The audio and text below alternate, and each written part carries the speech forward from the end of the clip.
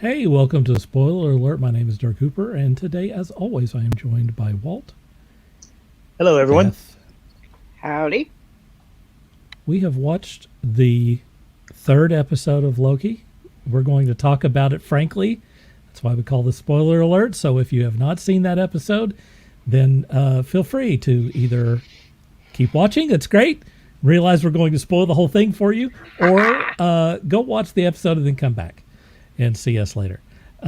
We are broadcasting live from my Facebook account, which is that right there, and from YouTube, which is that right there, and from Twitch, which is that right there. If you're watching us live, share it on your account, wherever it is that you're watching this, so that other people will see this at the same time, and hopefully will participate. If you're watching and you have some questions for us, you have some insight or whatever, we want to hear it. We want to hear from you. Give us your comments. We'll put them up on the screen. We'll answer them the best we can. All right. Loki 3, folks. What was your impression of this episode? We'll go with Beth first. Oh, we're getting deeper and deeper. Everything that we discussed last week kind of just went right out the window, other than Sylvie going back to the TVA. But of course, I did correctly predict that. Yes, you did. I said that was the Ocean's 11 plot. Everything else went right out the window, though. So, but they got out of there very quickly. They did. Probably the biggest mistake she made was, trying to take Loki as a prisoner, to get Renslayer to stop coming forward. Really? This was not well thought through, okay? I mean, come on. Right. It's just Certainly Loki. not. So she's ready to... She's like, okay. She's ready to wipe them both out. Oh, yeah, big time. But, he shoots us to a new location that is definitely interesting. He shoots us to one of the apocalypses that she's been hiding in. So we get some great world building, some great special effects with the whole thing that went down on Lamentus 1. Probably for me, my favorite part was the conversation on the train. We have confirmation that Loki is at least bisexual, if not pansexual. No surprise there. I mean, if you follow the character in any way, shape, or form, you already knew that. So None. yeah, none of this is really this is new. Yeah, none of this is unique. Yeah, I hear the collective whatever from some people out there.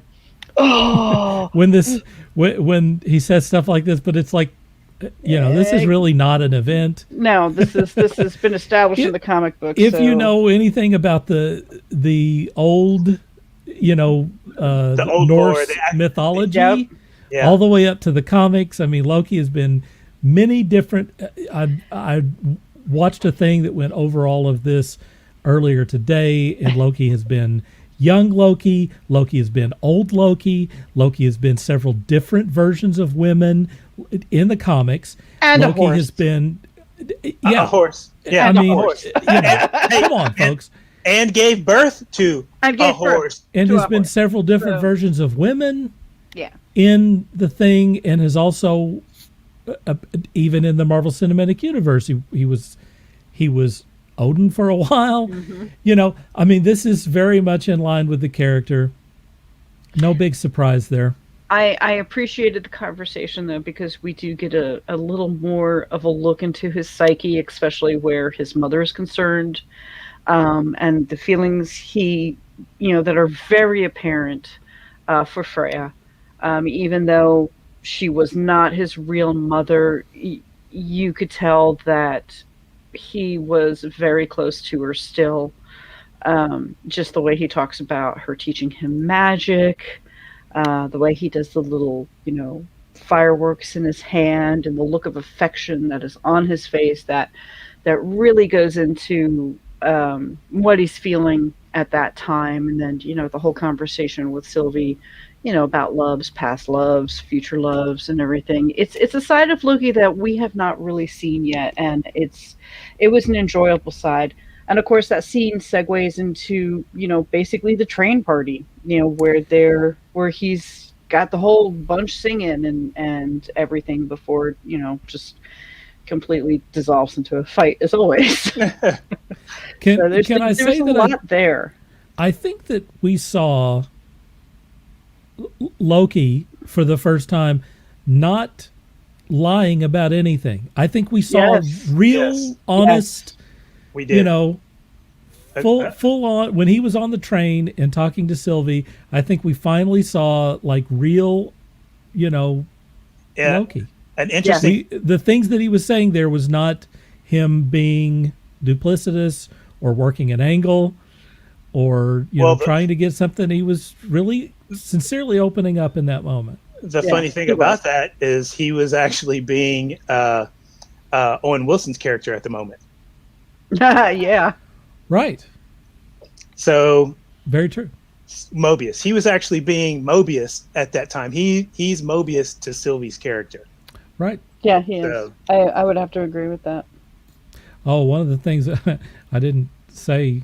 Well, we'll talk about. As a matter of fact, go ahead, Walt. If you want to kind of give your overall impression of this episode first, and then we'll move on to the next part, which kind of we'll pretty dip much into Owen Wilson's character. Pretty much everything Beth said. The thing that this for a lot of people, this episode's going to be a little slow, which is good. But as we know, it's only 6 episodes, and the way the episode ends really ramps things up. Love the ending of this episode. Not going to talk about it yet because we're going to get to that later on. Spoiler alert: we're going to get to that later on in this episode. Right. So, but there's some it's a really, really cool sequence. Other than that, everything Beth said, Beth took all the words out of my mouth as a summary, which she probably said it better than me, which is good. Okay, well, there you go. So, yeah, there we go. I too think that there will be. I have a radar for this sort of stuff. When you're looking at an episode, a lot of times I'll be seeing it and thinking, "Oh God, I hear the a million voices whinging that this is not a episode where there's a lot of punching or there's one thing or another. There's too much character development." I felt it during Falcon and the Winter Soldier. I felt it during the first few WandaVision episodes. People have no, they want instant gratification. There's a certain crowd, there's 13-year-olds and there's 43-year-olds that have no, they don't want any character development. They don't want any quiet moments or anything. This episode was unquestionably a bridge. It was a bridge between the first part of the which was the setup. It's the setup with the TVA. It's the setup with all of these characters. It's the setup with the timekeepers. I mean, it was all set up, folks. And then we finally, at the end of the episode 2, we got to meet Sylvie, and so it's all set up. So now, this episode was very much about not just Sylvie, but also Loki. It was about those two getting to know each other. It was about learning a very important thing, which we're about to talk about here in just a second. But it was also very much about character development. It was about telling the story of both these people. We still don't know much about Sylvie. She's held, her origin or whatever, her motivations and everything else very close to the vest. But we did get a lot more of Loki. We got a lot more of him. We got him, getting drunk and singing. And no, not drunk, full. Right, he just got full. He doesn't really get drunk. Just got full. He got full. He's not a Asgardian, so maybe he gets drunk or full a lot easier than some other people. We got to see some of his powers and stuff that we haven't seen explore much. We saw him stop a whole damn building with telekinesis. I presume someone else suggested that it may have been stopped by him him palming the time stone and maybe using that to reverse time, but I think it was just straight up telekinesis that he used, which also shows that he had, because he did it with he pulled a book or something off of the shelf in the last episode as well. Yeah. using telekinesis. So he has that power for sure. And we've seen him have like kind of psychic blasts and stuff. But anyway, I loved this episode. This was a great episode as far as I was concerned. I like Lamentus. I want to live on a purple world. Right, preferably without a planet. Yeah, hopefully, right, you know, it's not at the end of time. Yeah. But yeah, I definitely enjoyed this. Time. Right. Yeah. I didn't want, you know, I did really like this world. I liked the, you know, out in the, you know, the desert of this world, and I liked, you know, this kind of post-apocalyptic setting. I liked how it was purple. And then once they get into the city, it's like, that's the coolest city ever. Yeah. All of the neon lights and the, you know, the purple and the pink and all of the weirdness. That was a very cool city. And it was very Blade Runner-ish. Very Yes. Blade Runner-ish, Yes. which is very much up my alley. So anyway, I really enjoyed the design on that city and the whole thing there. But anyway, I liked that we got a moment of peace between these two characters. We allowed them to talk to each other, and what we got from the big reveal on this episode is what we're going to go to next, which is that the TVA are all variants. Now that is, you know, look, we got this hinted at in the last episode. They were leaning on it quite heavily on the origin of the members of the TVA, and Loki challenged him on that and said, doesn't that sound like kind of a weird, you know, origin story? And he's like, you know, what is your origin story? What are you talking about? Right. But if all of the TVA are variants, then obviously Mobius is a variant, and something that we explored in the last episode, which is who is the other analyst besides Mobius. Well, guess what? The other analyst besides Mobius is also Mobius. Could be. Yeah. It could be. That's what I think. It could be another version. Who of also Loki. leaves the little rings on the table. It's just another version of him that may no longer be there. Maybe he outlived his usefulness, or he got too inquisitive, or whatever, and that variant was removed. I don't know. Or maybe he was mind wiped. A little side note: this also explains his fascination for the wet bike. Yeah, The jet ski. The jet ski, yeah. It's very clear that he's probably from the 90s, and he liked to ride jet skis. Exactly, and that's a little piece of his previous life that he has he's hung on to. Yeah, and it also says that he's probably going. I suspect that before the end of this thing, he's going to be riding the jet ski. The jet ski, yeah. Or we're going to see the other Mobius, one or the other. Right, we'll see him in his natural element. Yeah, we also saw. We may just see him in the TVA itself. You know. Right. Sylvie also was took. I don't remember her name. Is it like C-42, one of the guards or whatever? C-20. C-20. C-20. She took her back to a previous life, which was just on Earth. You know, they were drinking margaritas or whatever, and she was kind of incepting her, you know, right, taking her into that moment to pull information out of her.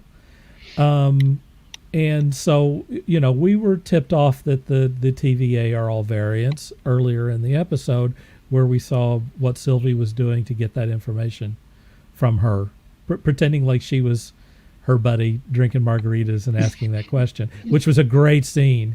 It was just the sort of weirdness, you know, and stuff that I enjoy in general, but really enjoy in this series. Do you guys have any other thoughts about the TVA being all variants, or maybe where they're going with that?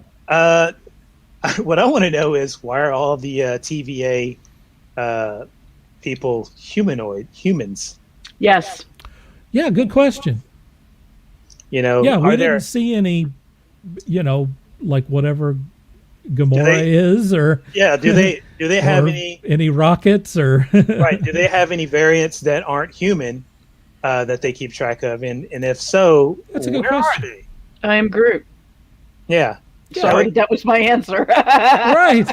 It is a good question. Exactly. That's a good question. So, listen, we are not being told everything. There's no question about it on this thing. We are and it's not. looking more and more like there is a lot. I mean, like the TVA is all just kind of this facade. It also brings up the question of the timekeepers themselves. Right. Are the timekeepers themselves variants? Or are the timekeepers still around in general? Well, yeah. I don't think so. I don't think the timekeepers are still an entity. I think that Kang, and because I think that Kang is. Kang may be the person who set this up, or maybe who's running it. I don't know. Because if I'm not mistaken, Kang could have been upset with the other two and whacked him. We have Renslayer saying that the timekeepers are keeping a very close eye on this case. She knows something, and last episode we discussed this. We know that Renslayer has a relationship with Kang, that she was Kang's lover. So she could be the guardian that's keeping everybody away from the timekeepers, meaning Kang, her boyfriend. Yeah. Yeah, I mean, I suspect that whether she's the first lieutenant or if she's running the whole thing, that she is the person who's, doing all of this, and that whoever is behind the scenes, it's not those three people that are running the show anymore. I don't think that's what's happening. And given the history of Kang, she's probably not the original Slayer. No, she's definitely she's probably a variant. So they asked whatever his name is, Majors, the guy who plays Kang. Yeah.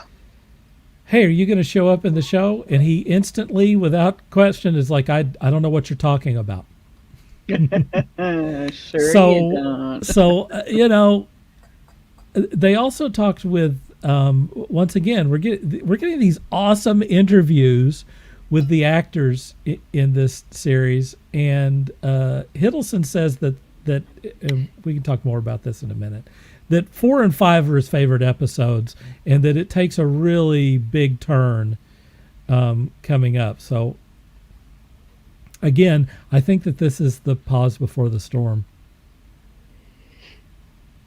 Well, definitely the way this third episode ended, episode 4 is going to be quite interesting. So, yeah, for sure. Yeah. Let's talk about Sylvie. Walt had some thoughts on her. So, in the comics, she's known as Sylvie Lushton, and she's an Okie, like the rest of us, like me and you. Yeah, she's Sylvie Lushton is an Okie. There's the damn Oklahoma connection again. So, and in the comics, Loki bestowed upon her powers, and she took on the name of Enchantress. So she's, I think right now, currently she's a member of the Young Avengers. But of course, our actor that we have playing Sylvie isn't a teenager, so I don't think she's going to be a part of the Young Avengers. But still, the Enchantress is a very significant character in the Asgardian, in the Thor. Yeah. How mythos. Interesting would it be if it was Loki that created her power, gave her powers? In another timeline, either a future or a past version or something. Whatever. Which could be why she makes the comment to him, "This is not about you. This is about me," because that kind of hints that she knows him. Yep. Right. I'll also point something else out that I saw. This is not my theory. There's an actor named, I want to say Ben Grant. I'm not sure if that's the name, who is credited as being in this series. We have not seen him yet. Someone said that he looks a lot like an older version of Tom Hiddleston. and that we may also be seeing an old Loki, and that old Loki may be the person that created Sylvie. I wouldn't put it past the old Loki to be the one behind all this either. Right. Yes. God of yes, an mischief. older version of Loki may be running God the of TVA. He may be up to something. He may have kicked Kang out of the TVA for all we know. Huh. The plot taking. So how about those crackers? Feed me more. Here's just some tasty crackers. Feed me more, Dirk. Feed me more. Just throwing out some ideas here. We That's don't know. That's a good. But you know what? Another thing, from the past, I'd like to see if this Enchantress has had any run-ins with Thor, seeing as the original Enchantress was always enchanted by Thor. So right, Yeah. But other than that, I was ecstatic, when she said her name was Sylvie, and I just kind of freaked out. I was like, why have I heard that before? And then when I looked back, I was like, oh yeah, from well, Thor, so. we have talked on the main show Tuesday nights at 7 p.m. Central many times about how they are setting up for the Young Avengers. It's very interesting that the Young Avengers keep getting brought up in one regard or another. They have all the pieces that are coming. The daughter from Hawkeye, the son of what's his name, Isaiah. Isaiah it's his grandson. His grandson has been set up. Obviously, we got a couple of options for Iron Man. Ant-Man's daughter. We know we're going to get Ironheart, who could easily be in Young Avengers. Ms. Marvel. Ms. Marvel, the young version of Captain Marvel, we're just about to get that movie. Ms. Marvel is different. Ms. Marvel is Kamala Khan. Right, but Ms. Marvel, she's given her powers by Captain Marvel. Is she? No. She's she's an Inhuman. Okay, that's what I thought. I didn't. Okay, I thought that she got her powers from Captain Marvel. Is that another version of that character? Well, Ms. Marvel is a huge fan of Captain Marvel. Captain Marvel's, yeah. And so she takes on Captain Marvel's old name of Ms. Marvel because she's such a huge fan. The next Captain Marvel movie is called Marvels. Right. Yeah. And it's going to have Photon and Ms. Marvel. Yes. In it. Yeah, anyway. this particular version of Ms. Marvel is Kamala Khan, which she's kind of stretchy a la Reed Richards. Right. She ought to be interesting. Yep.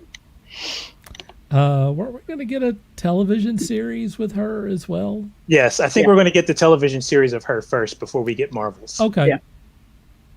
Yeah. Let's talk about Lamentus 1. I've already said that I love Lamentus. The look, the look of Lamentus 1 was awesome to me. I really liked I liked everything about it. It's set in the future. I would like to see it before it was dying. Yeah, same here. I mean, I like the thing where everyone is rushing to get off the planet. I like that kind of that routine. The moon is going to. That whole take on Snowpiercer. Yeah. Right. It had a little bit of that in it, no doubt. It also had the thing with the wealthy people all got their ticket to get to the ship. Yeah. I thought that was very interesting. I think for me, the special effects towards the end where you actually see the planet or the moon that's getting set to crash into Lamentus, when you see it break up, it was a very good visual.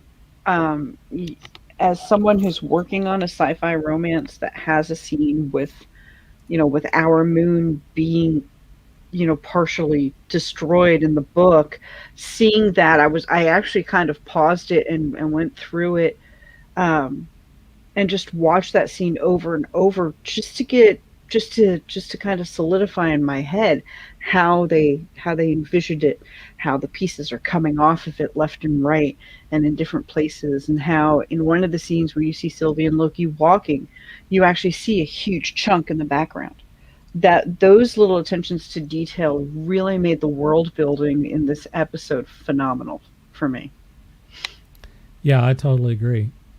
I mean, again, it's that sort of kind of weirdness that I like about this series, and that I like about this episode in particular, is this kind of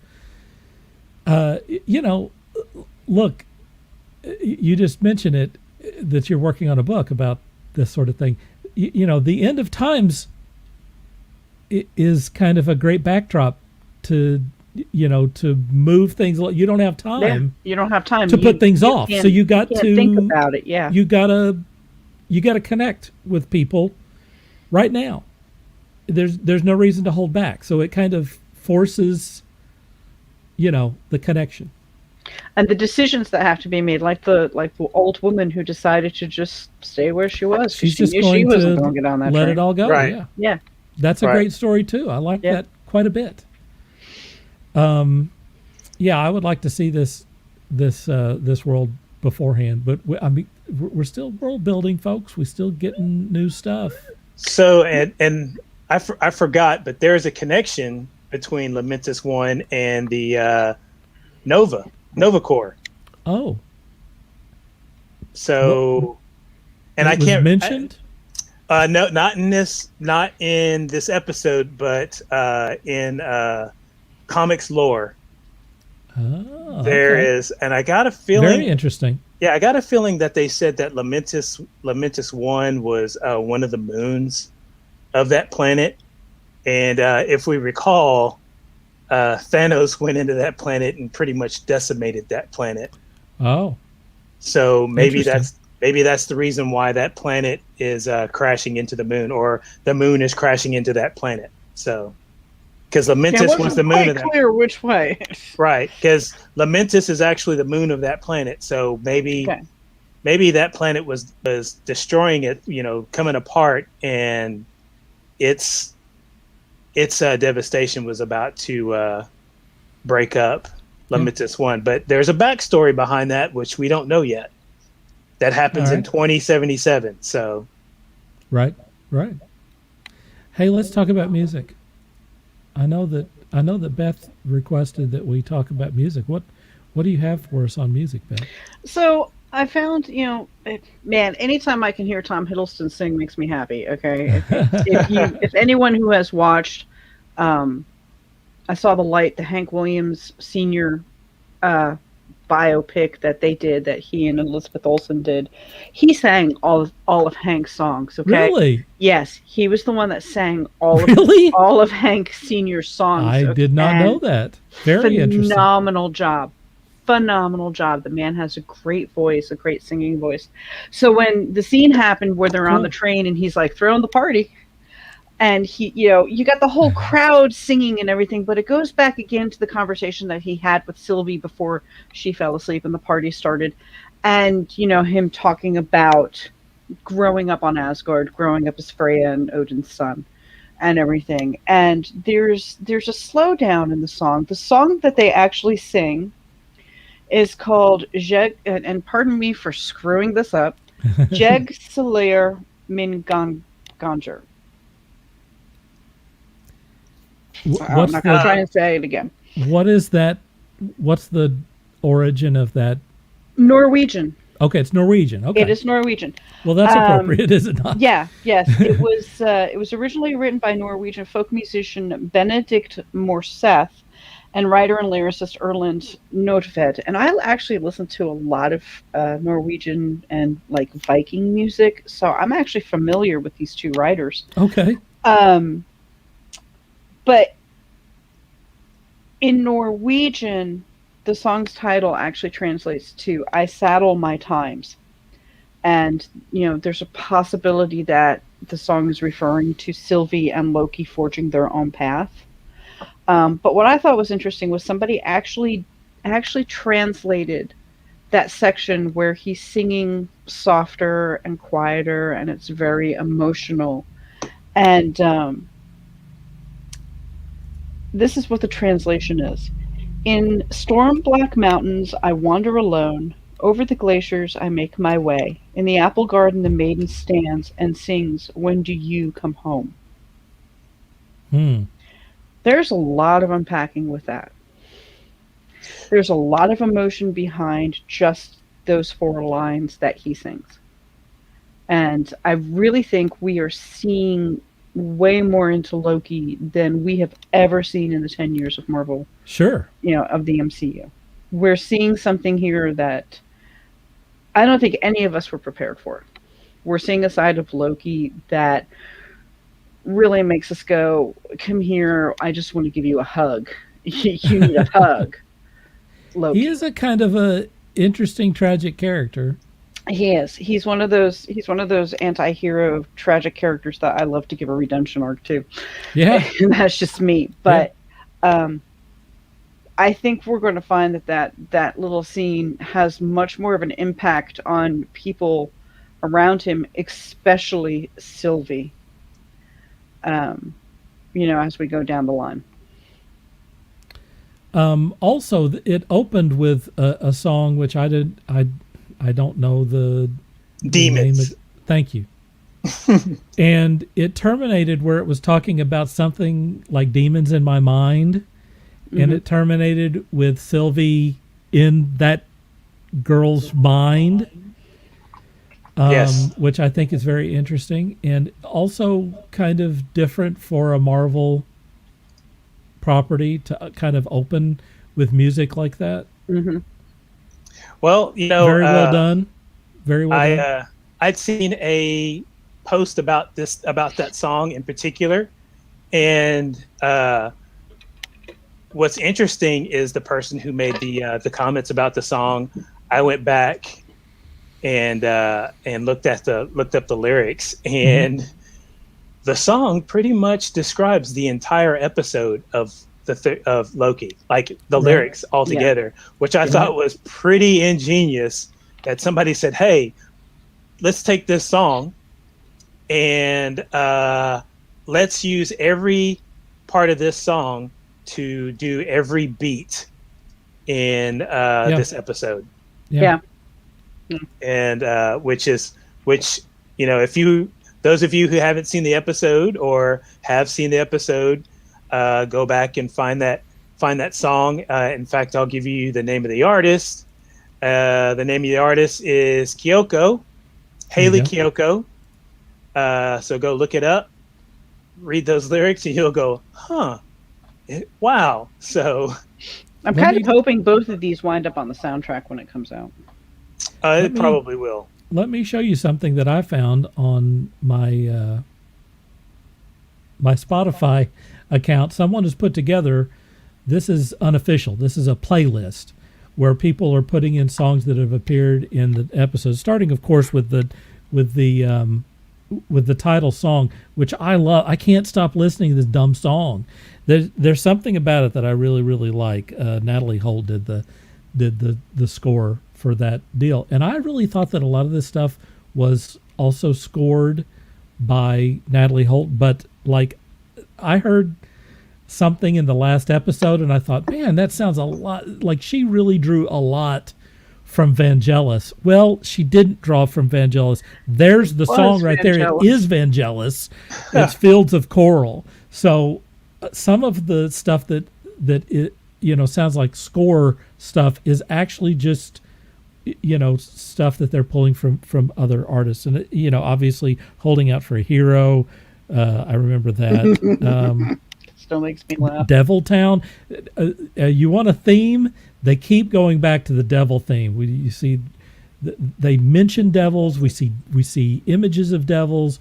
Like the stained glass, and we saw like a tarot card with devils. People. We just mentioned. It's song. Mephisto. It's Mephisto. I think right. Of course, everything is Mephisto. Mephisto. I think that they're saying that a lot of the things throughout history, was propagated by Loki, and Loki is, maybe credited as being the devil throughout time. You can see all of this stuff in here. I think it's all Billie Eilish. I would say the fact that Monster by Imagine Dragons is on all that the list. girls go to hell. Yes. Emperor's New Clothes. Anyway, I think this is interesting. Like I said, this is not an official thing. Some of this stuff may be like things that people put in here just for the heck of it. I don't know. I would have to go through there, and I mean, there's a Kanye West song. Was there a Kanye West song in there? Yes, there somewhere? was. Yes, there was. Okay, all right. It was brief, but it was in there. I don't know if we're going to find. Let's see if they added. Was that Astronaut in the Ocean in there? I don't remember hearing that. Anyway, like I said, this is not an official thing. And the song that you were mentioning, I don't see it in this list yet. And I know for sure that was on there because I'd looked it up. There is another list. If you key in Loki soundtrack by L'Orchestre Cinématique, Demons is actually in that one. Okay. But this one, the one that Tom Hiddleston sings, is not available yet. Yeah, that one. The other thing is all of the songs that were used were all very. Yeah. Okay. Here we go. We're getting some more. Obviously, that's the official stuff right there. Yeah, we're starting to see some of it. Yeah, there's Demons.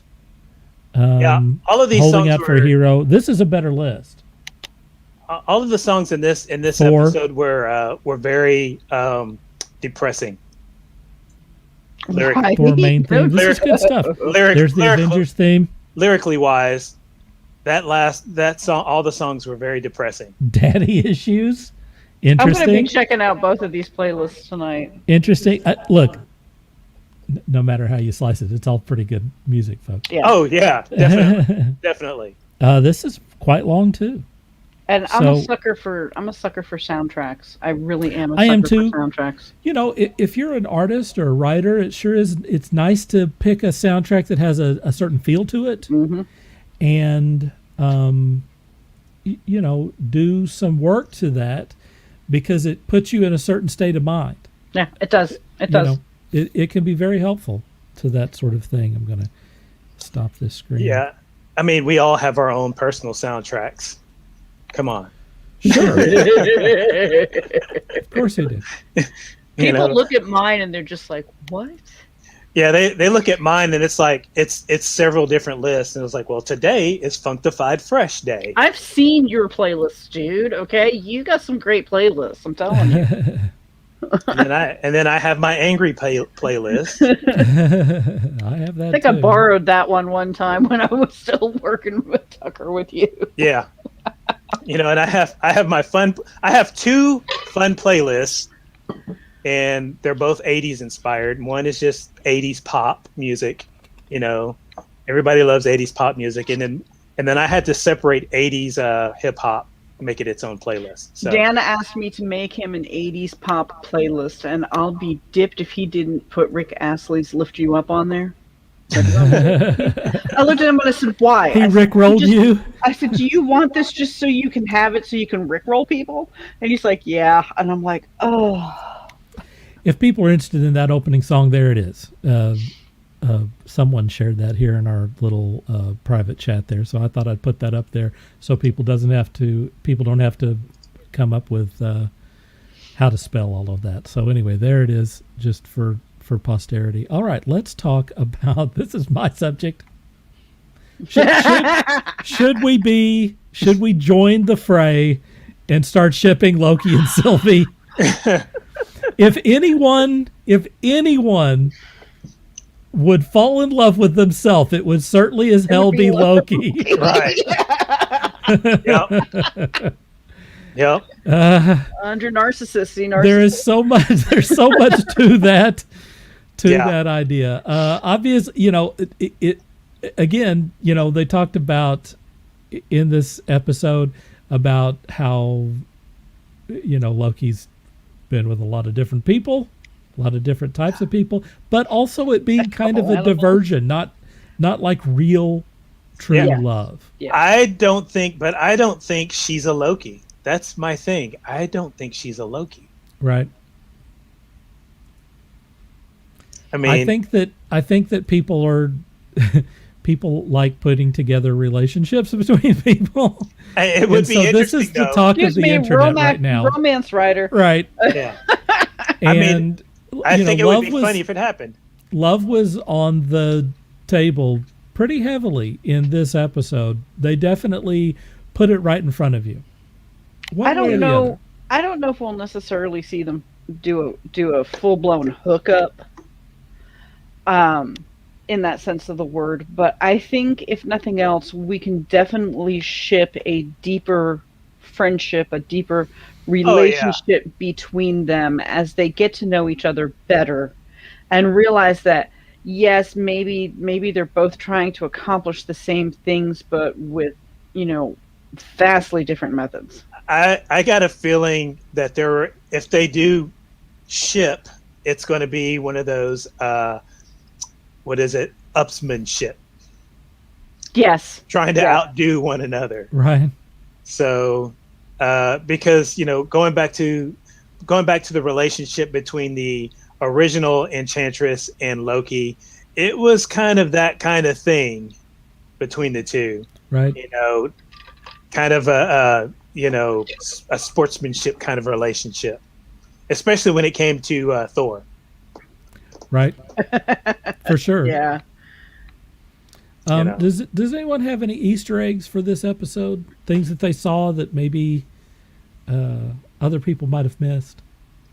I kind of think we kind of talked about, like, everything that we kind of talked about were all kind of Easter eggs, in my personal opinion. But I do believe that the biggest Easter egg out of all this is going to cause Doctor Strange all sorts of headaches. Actually, there is one thing that I can think of. I saw something on the internet earlier, I think it was earlier today, that the world of the TVA may possibly be the same world that Wasp's mom was stuck in. They're somewhat coming out and saying in the quantum realm that the TVA actually is. Yeah.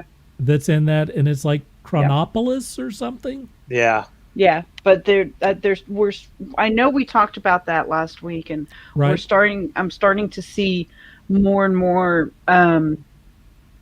theories, if not necessarily confirmation, that that's where the TVA is located, which actually would make a lot of sense. It would make a lot of sense. Sure. Actually, I got to feel I've always because they said the quantum realm is outside of time. Yeah. It's outside of time and space. So exactly. Yeah. So that fits. Yeah. The quantum realm, literally quantum realm, I mean, could hit the multiverse in every way possible. Right. It's almost like sliders. The Ant-Man. Yeah. Yes. The next Ant-Man movie is Quantumania. Yes. Ant-Man and Wasp, Quantumania. Yeah. And that's where we're supposed to see Kang for the first time. Right. Yep. Supposedly. Yeah. So. Yeah. It's going to be fun. I'm excited. It's going to be a mess.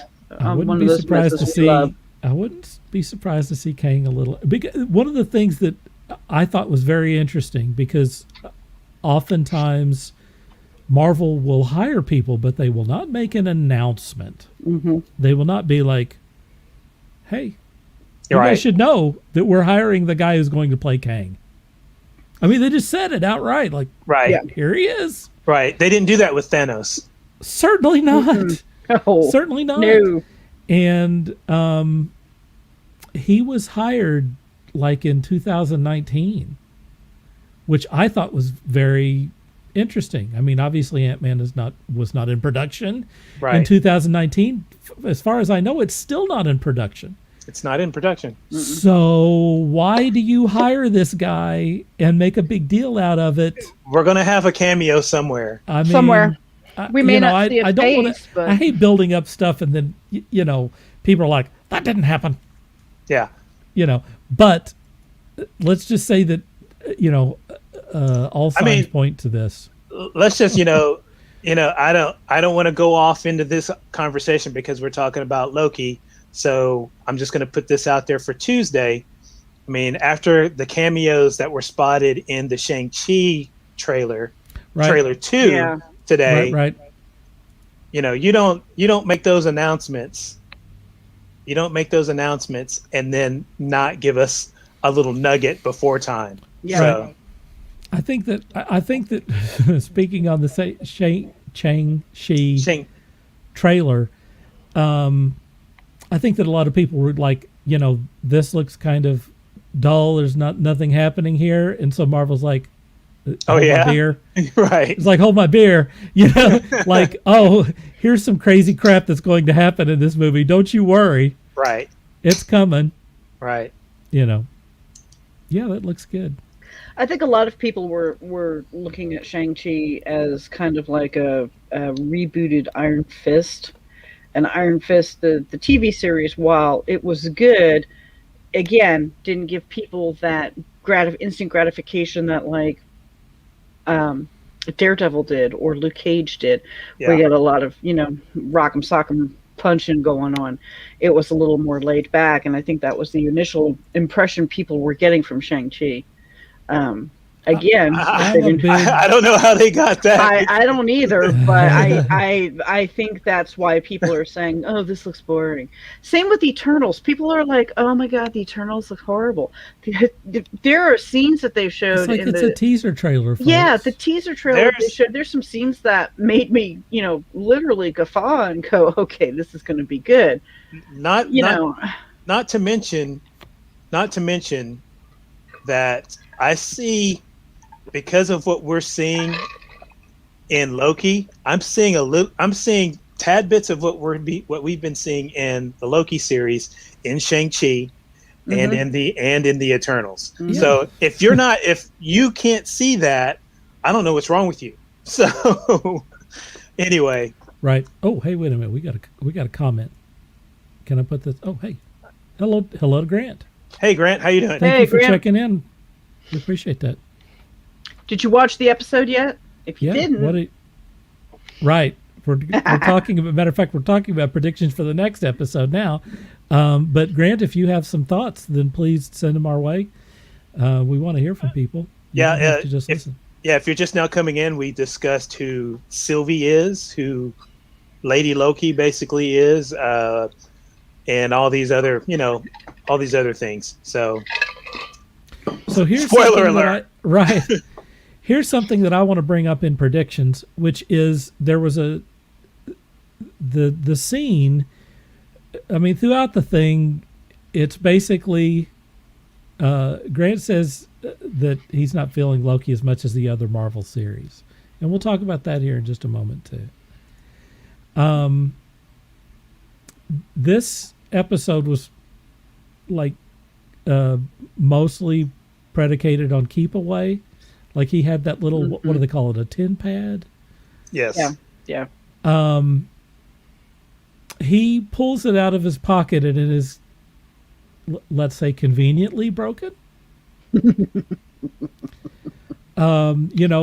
pulls it out and then it starts to smoke and all that sort of stuff. Yeah, I would not be surprised if that was an illusion. Yep. That he still has whatever this thing is. Even the thing being out of power could be an illusion. Yes, because he grabbed a hold of it before Sylvie did. And when she grabbed a hold of it, all of a sudden it was almost out of power. Yep. So yes, he could have very easily made her think that it was out of power. He may have duped her on that subject to get more out of her. Here's another prediction for you. So what if it actually is broken? Because we didn't see Mobius at all in this episode. No, look, if it is broken, I think that the TVA is going to come to the rescue to get them off of that planet. I think it's going to be Mobius who comes to save If it's not broken, then he can port out of there at any time. Right. But my thought is that it's probably going to be the TVA that is the Deus Ex Machina here, Yeah. that swoops in at the last minute and pulls them off of that planet. There's only a few places where they would have gone to, and they may be exploring those places right now. But let's not forget that the TVA is very occupied right now with those time bombs. Yes. Yeah. I would actually love to see it be that he tricked her just so he could get more information out of her. Yeah. Because that is really such a Loki maneuver. Yeah.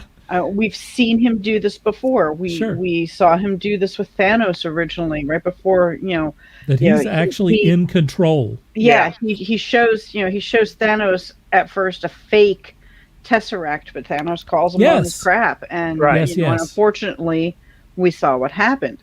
But the whole the scene in Thor: Dark World where he's dying in Thor's arms. Oh yeah. Hello, guess Right. he's back. Right. He's not dead.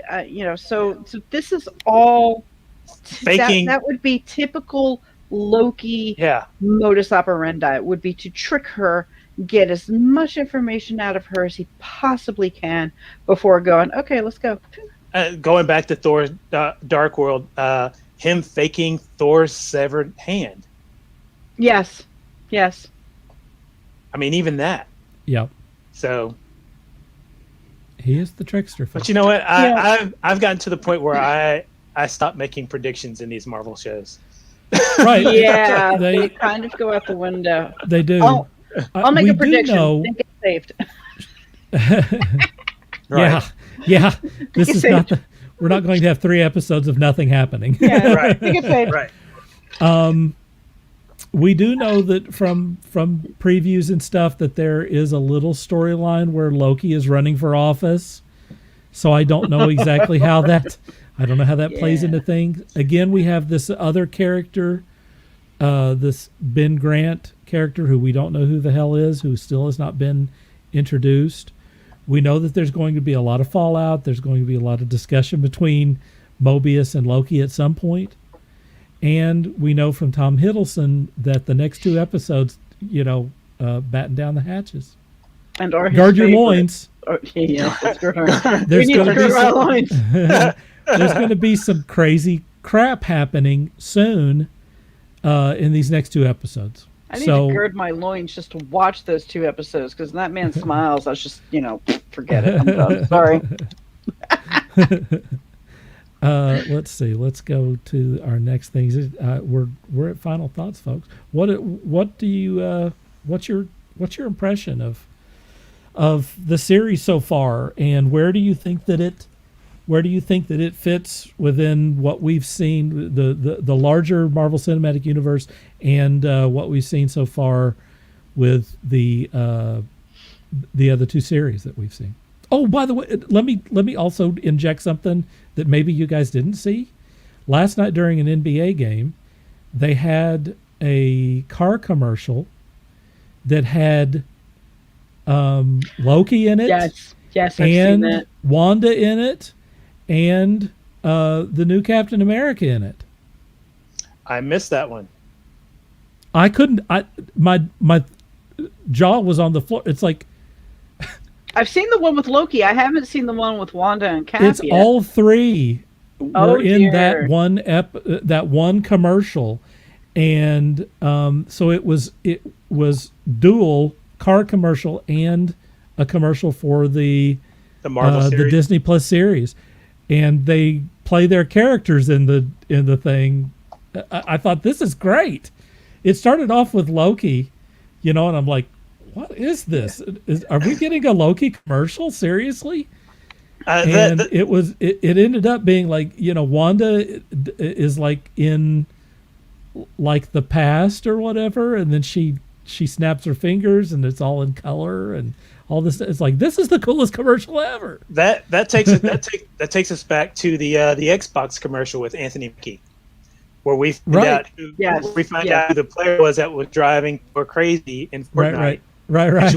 Which was the guy at the Apple store that Captain America and Black Widow ran into. So Specimen. Yeah. So anyway, but no, I missed that commercial. I put the link up for you. Yeah, I'm trying to grab that. Let me see if I can actually put that up as a deal so everyone can play along. That's the article. People who are playing at the home game. It's funny that it's funny that it's Beth. It's funny that it's a Hyundai commercial because I got something to show you all at the end of this. All right. So anyway, if you're interested in that commercial, there it is. Tell us what you think. Back to final thoughts. I just want to say that, look, just a second ago we had a comment from Grant that said that this is not his favorite. This is my favorite series so far, and I really enjoyed both WandaVision and I enjoyed Captain America and the Winter Soldier. Or excuse me, Falcon and the Winter Soldier. I will know him as Captain America from Captain now on. America and the Winter Soldier. Yeah. And be confused.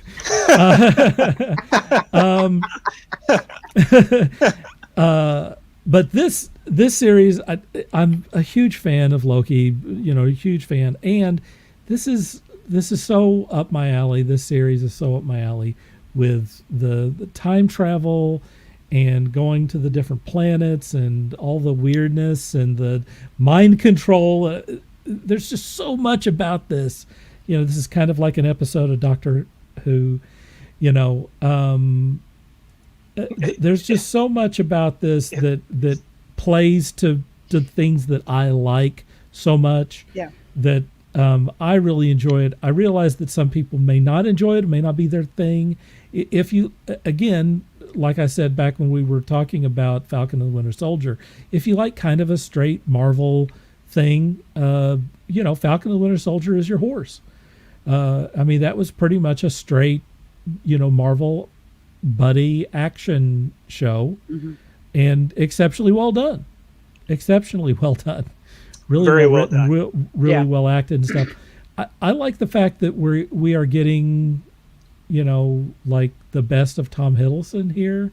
We're really seeing his range and his ability to sing and to be funny and to be, to play the sad moments. And there's still a lot of mystery here. We've all said we don't know really where this is going. That's pretty cool to not know. Yes. We're right here in the middle. I don't know what they're doing next. And it really could be anything. We still have a lot of questions about what's happening. They're obviously building up to something.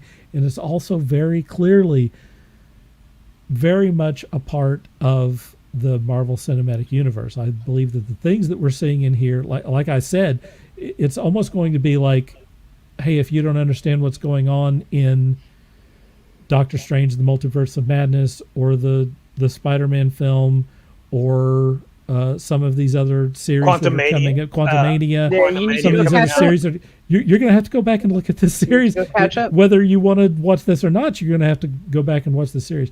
I really think that, speaking for the three series that we've seen on this thing, I just love the hell out of what they are giving us. They're giving us hours and hours of what I think are really top quality entertainment for this Marvel fan. Just really top quality content. I think that in general, these series are in the the upper range. If you want to take the however many movies, how many movies are we talking? 13 now? 12, 13? No, there's more. 22. 22, yeah. 22 movies total. I'm sorry, I'm thinking of years. Yeah. I'm thinking of years. It's 13 years, 22. Okay. 22 movies. I mean, is that... But besides the first Iron Man film, I think all three of these series are better than Iron Man. This is just my personal opinion. I think these are better than Iron Man 2 and 3. I think this is better than Thor 1 and 2. I think it's better than the original Captain America movie. I think it's better than the Captain Marvel movie. The Avengers movie. Certainly the second Avengers movie. I think these are better than that. Yeah. Let's just put it this way. Than some of the bigger movies that we Marvel all know. Sets a bar, and then they're like, no, it's not good enough. And then they set another one.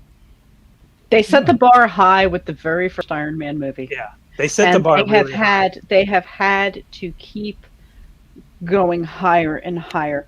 Each one of these shows brings something a little different. We get to see a little different area of the Marvel Universe.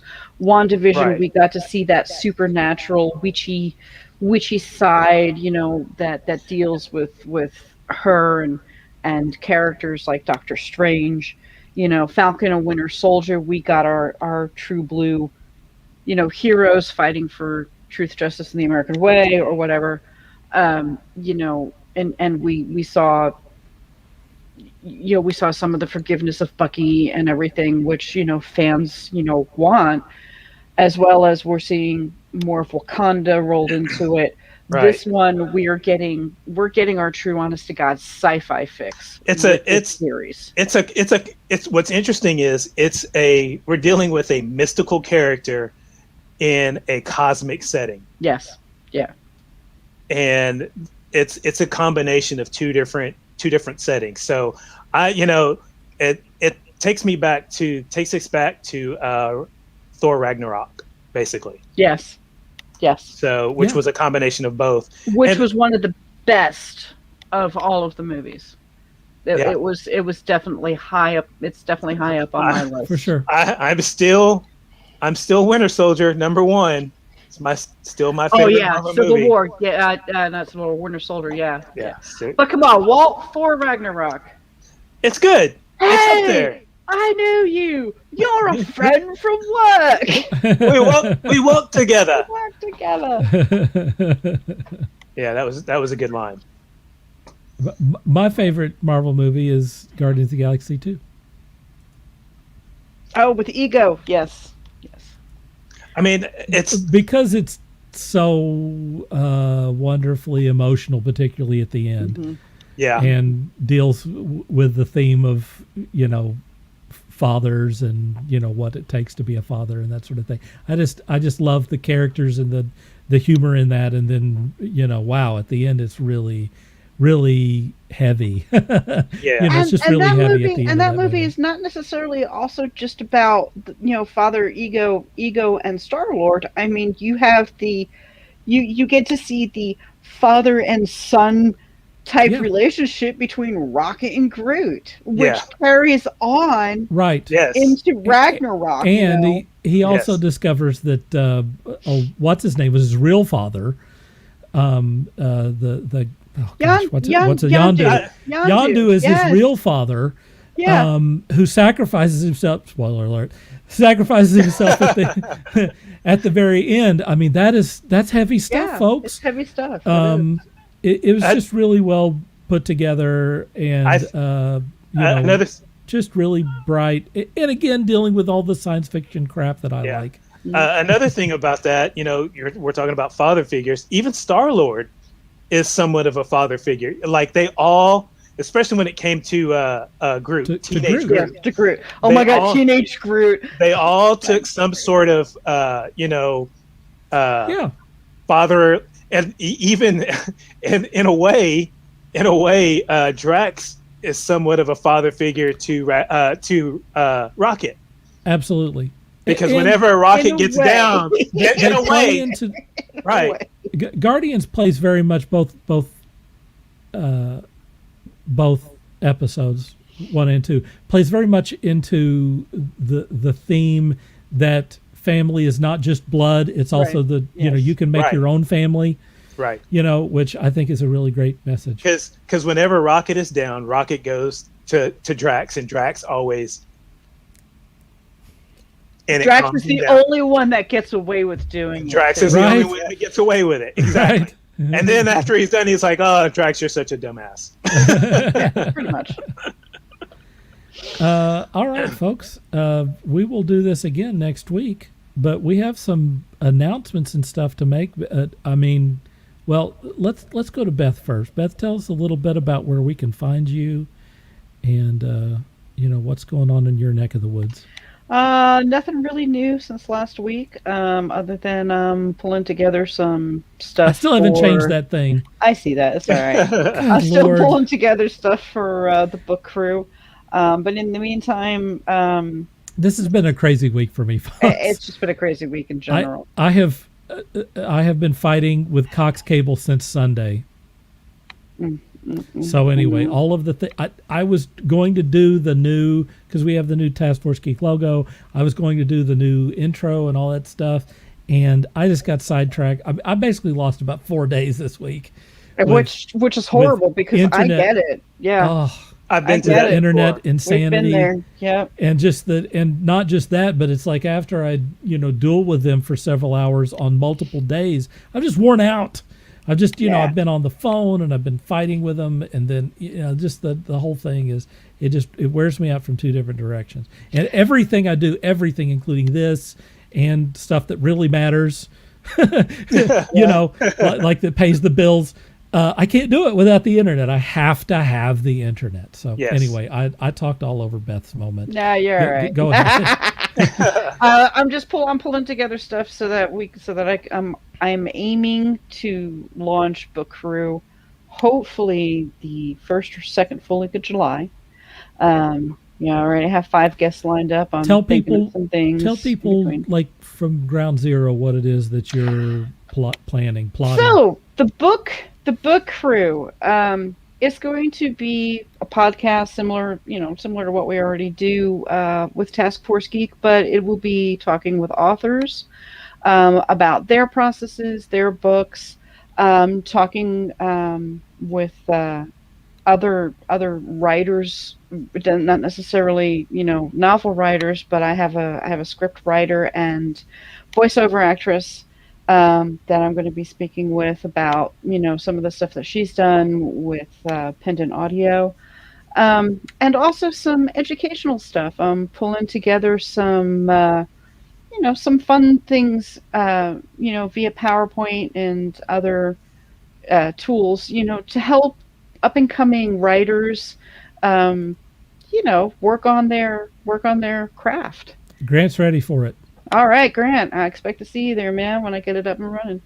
So, but yeah. So look, you need to know that Beth is a working publishing writer currently, also an editor, and I'm very excited about this. As someone who also does writing, this is very much right up my alley. This is something that I think is important. It's another opportunity for us to reach out to a creative bucket of people, and I think it's cool that Beth has decided to do something like this, take the lead on a deal like this, and I'm excited to see what becomes of it. In the meantime, you can find me at on my website at bethanfreely.com. You can also find me on Instagram and Twitter at BAFreely, and also on Facebook. Just look for Beth Ann Freely, and you'll find my author page. And the other thing that I've been working on this week is updating my business website, The Muses Funhouse. I decided to scale back the services I offered just to focus primarily on website creation and editing, specifically for authors. So that's been the other thing I've been working on this week. Beth, resend me links that you want me to put on this damn thing, so that I have the up to date. I mean, send me the link for that too, to make sure that we have all of that up here, and anything else you want me to, whatever you want me to put up here. Yep, I'll resend them to you. Cool. That's all I got. Till next week. All right. Right. All right, Walt, you're up, buddy. Well, as usual, you can find me at these places right here. You can find me at all these places, which is Facebook. You can find me at this Facebook. This is my Facebook page here. You can find me there. This is What Walter Cons. And you can find me at my DeviantArt page. You can see a large sampling of my different artwork that I've done over the past 20, maybe 30 years, professional works and whatnot. You can also find me at my What Studio blog, which I need to get to that and update that. There's a couple of things that have happened over the past few weeks that I really need to discuss. And you can also buy some of my swag, specifically that Robo Girls t-shirt, and on a coffee mug. There's a coffee mug for you. Oh, Beth. coffee mug! Yes, So, yes. coffee mug for you, so you can get that there.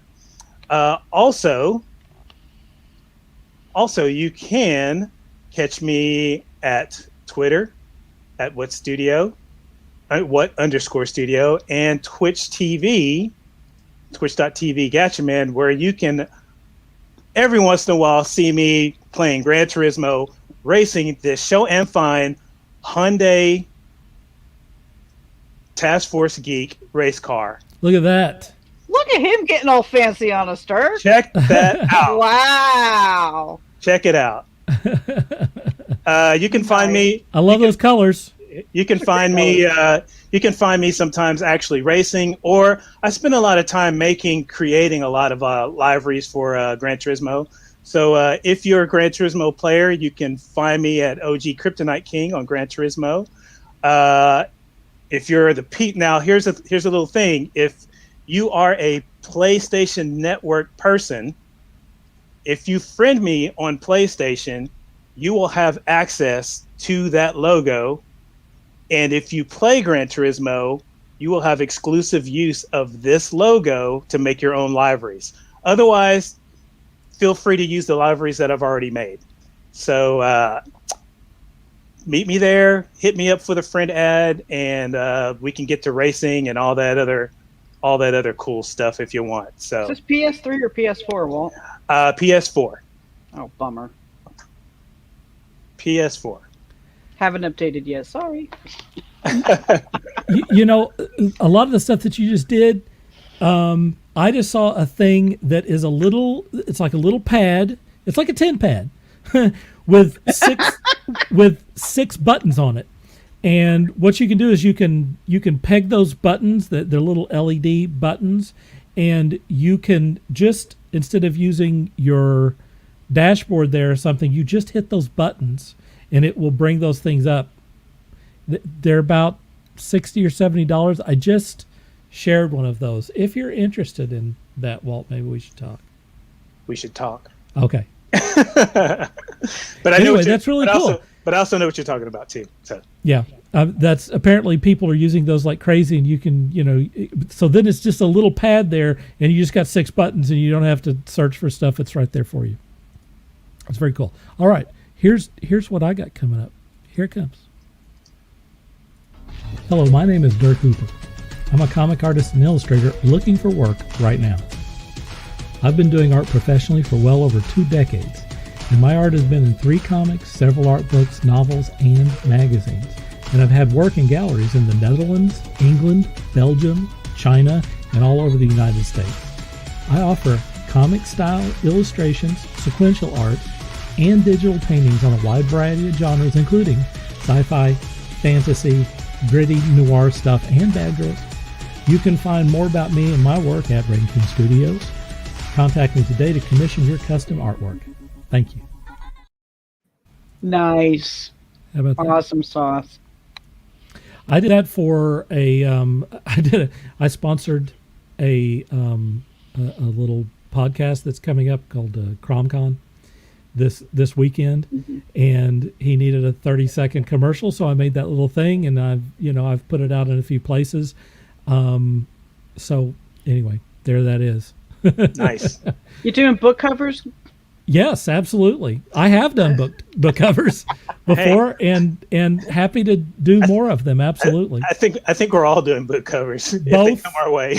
Both. I got plenty of work for both of you. Both design-wise and doing illustrations, or both. Yes. Doing the illustration and then putting the design with it. I can do all of that, and happy to do it. Actually looking for that would be awesome. Ditto. I also want to to mention that today, this has been the last week. The last week has been crazy, but the previous week I got paid by a company from Japan. I mentioned that is allowing me to do artwork. Today I got paid by someone who has a website, and they want me to write articles for them. I've already been paid for it.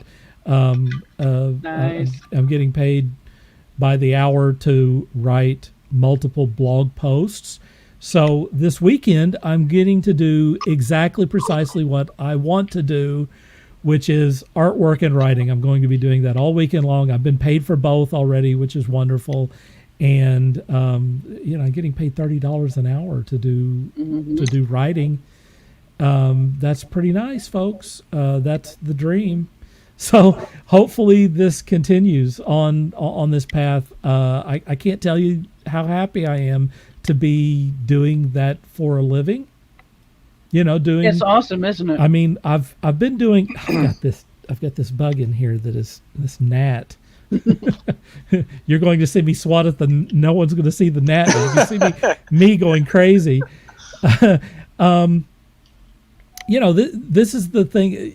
Most of the stuff that I've been doing has been doing helping people with social media and branding, personal branding in particular, which I also love doing. But if I can do something that's a little bit more toward the realm of creative writing or creating creative art, that's right on target for me. So anyway, I do those things as well.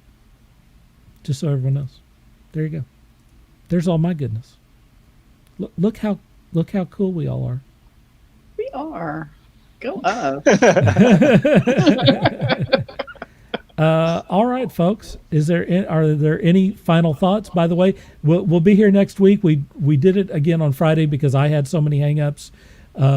Ideally, we do this on Thursday, which is a day after the premiere. It gives us a little breather between the Tuesday show and when we have to do this. So we aim for doing this at 3 p.m. Central on Thursday, and we will cover this again. We'll cover hopefully the exciting Loki episode 4 next week, and we hope that you will join us in the usual locations. Does anyone have any final thoughts on anything, whatever you want to talk about? There's one last character that we've seen in another movie that's not a Marvel movie, but starred along with Tom Hiddleston, Loki, and Captain Marvel, and Nick Fury in Kong Skull Island. And that's the guy who's been using the Infinity Stones as a paperweight. He's one of Casey, isn't his name Casey? Was he in that? Like that? Yes, he was. What was he? He was one of the soldiers. He was one of the soldiers that I did not catch that. I love Kong Skull Island, by the way. That was one of my favorite movies. I had a marathon. I had a monster movie marathon, and I watched Kong yesterday. And you just caught it. And the first thing I was like, "That's the dude." I said, and he's been in one other one or two other Marvel movies too. So he's been also a background character in a Thor movie, which he could be a variant from that movie. Could very well be. So anyway, absolutely. I just thought that was interesting. As long That's as he's very not interesting. The Kong Skull Island variant, because then we get a big ape and the whole mess. Oh, yeah. We just don't need that. But you know what? That's a big mess. According to theory, the MonsterVerse exists in the multiverse, in the Marvel apparently multiverse. that's a variant of Loki in that movie. They used to publish Godzilla comics. Marvel did. Marvel. Yep. Yes. So it could happen. If you want a connection. It could happen. It's there. It's like playing seven degrees of Kevin Bacon, except with Marvel. Oh yeah, for sure. For sure. You can go nuts on this.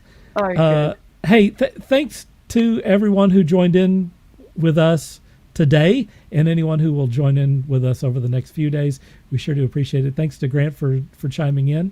We appreciate that today. Thanks also to Beth and to Walt for bringing all of this good stuff to us. I sure do appreciate it. And that's it, folks. Thanks for watching. Until next time, this is Dirk Hooper saying, dream hard.